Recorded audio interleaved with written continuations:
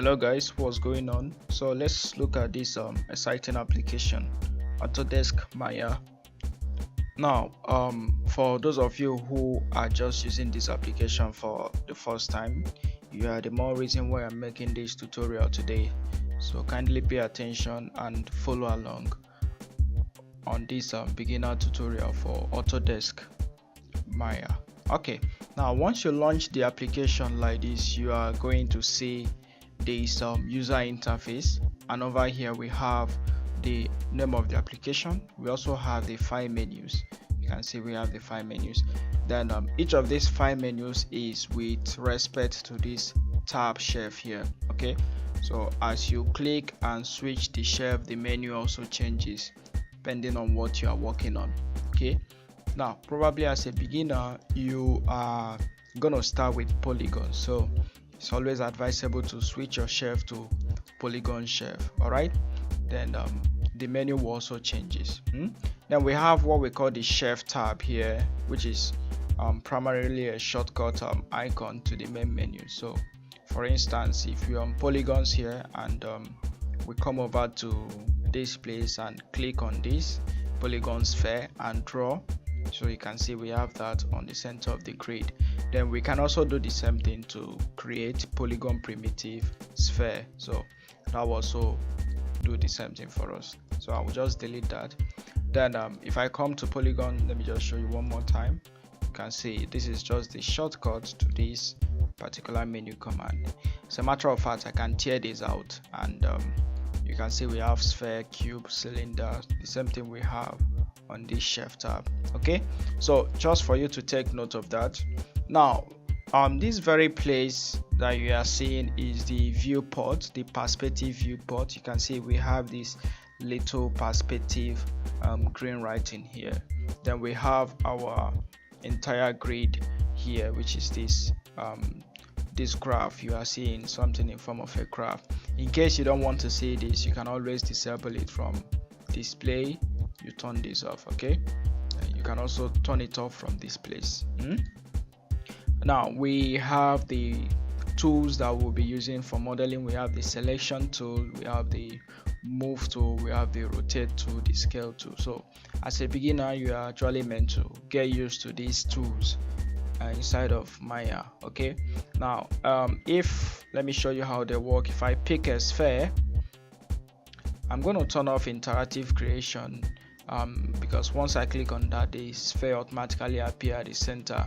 So I can actually make that to not happen by turning on interactive creation. So if I pick the sphere and click and drag, I can actually create the sphere myself interactively.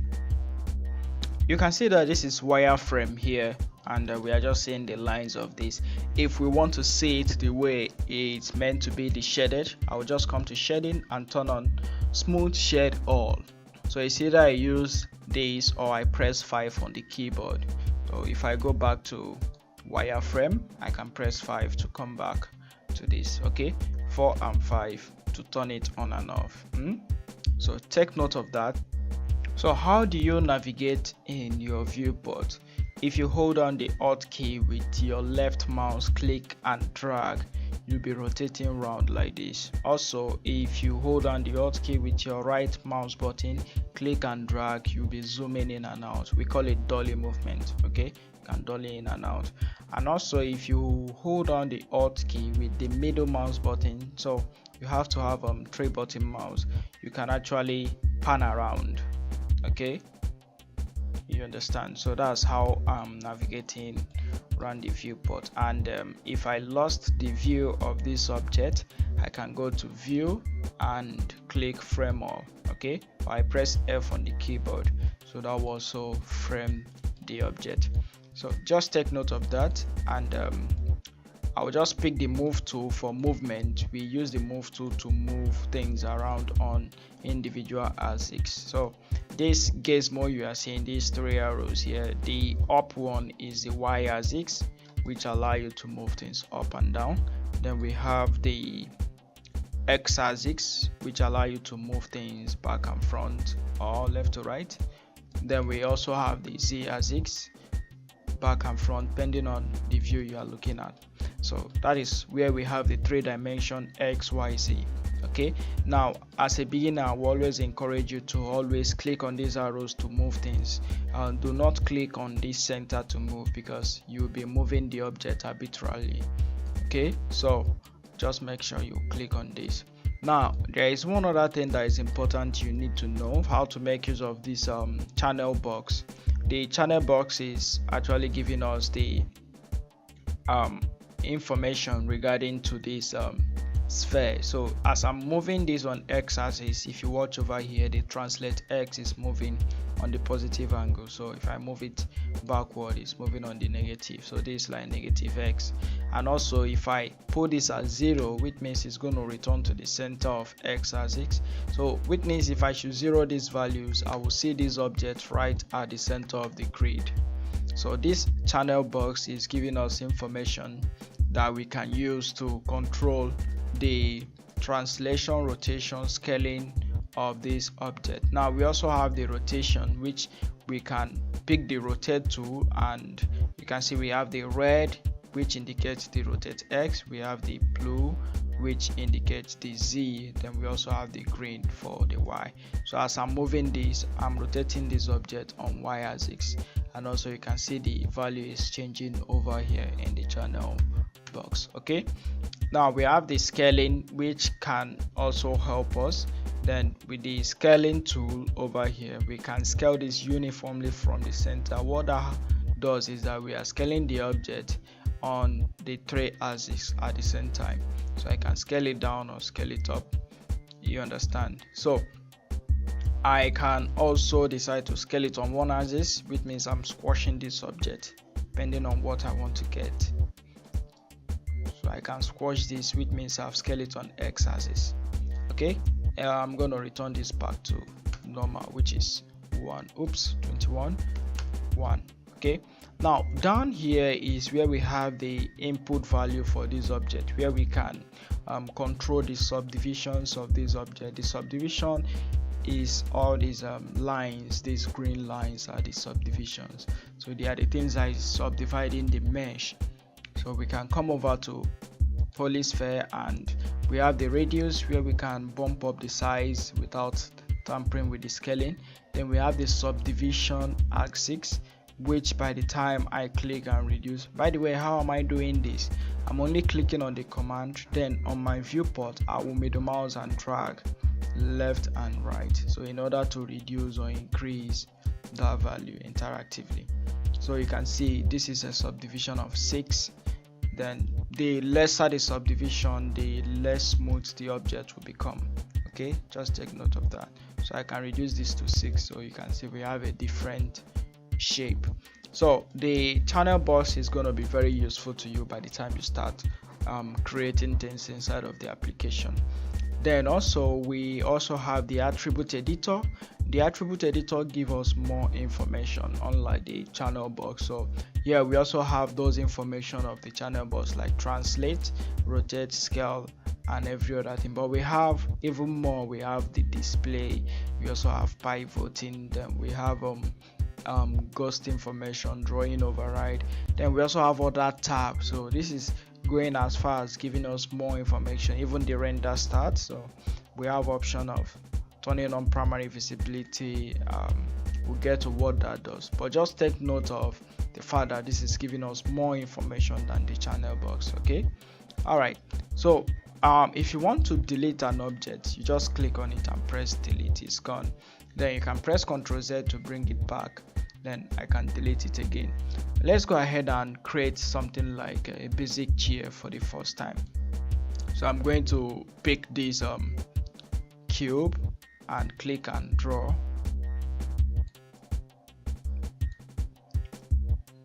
Okay, so I'm going to move this up a little bit.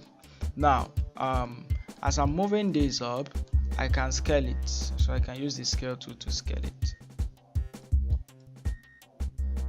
So this is going to be a very simple basic chair. We need the legs of the chair, so what we can do is to use the same cube and draw like this. Now we want to place this leg where we want it to be, so I can start moving it here as I'm rotating the scene.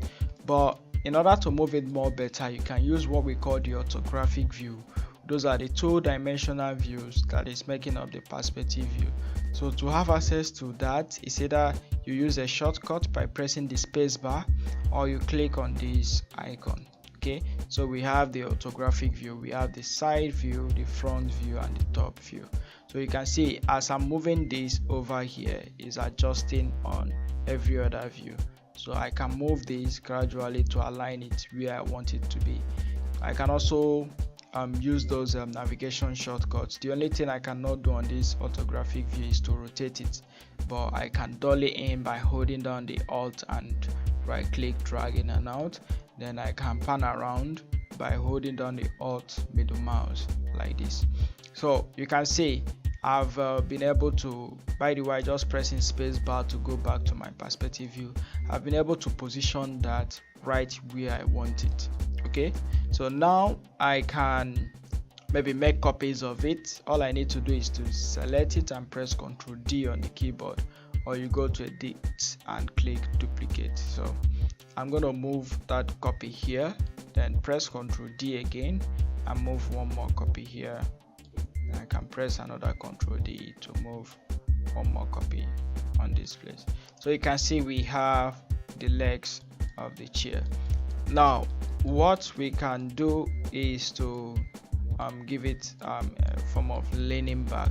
So we can duplicate this one and use the rotate tool to rotate it properly. Now if I want to rotate this for it to obey the laws of physics, what I would do is to change this position of this pivot point to this very place, and to do that is very easy.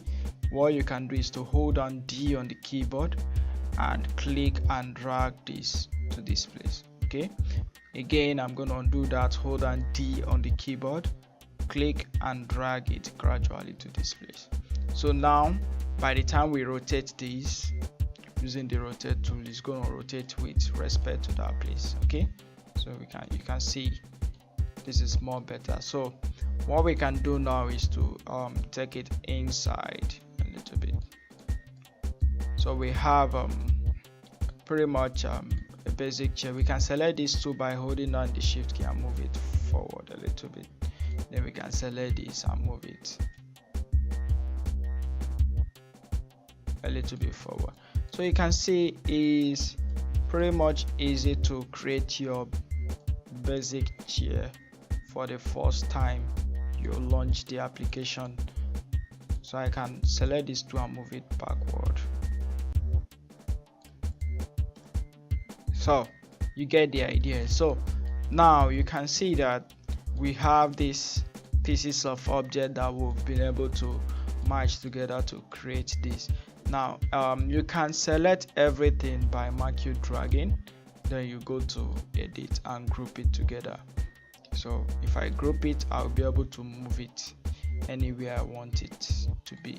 Okay, but by the time I click out and I want to move it again, you can see I can no longer move it. So I have to select the group, and you don't need to group it again. What you need to do is to open up Windows Outliner, then from Outliner, for a beginner, as you are working inside of Maya, you are always going to Outliner a lot, so you can always open it from Windows Outliner. So that Outliner is having these individual pieces inside, and this is the group node that is combining them. Okay, so once you select the group node and move it, you can see you are moving the entire geometry, which is the chair.